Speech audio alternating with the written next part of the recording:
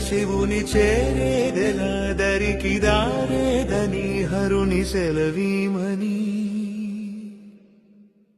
నీదే కదా తనువు నీవే కదా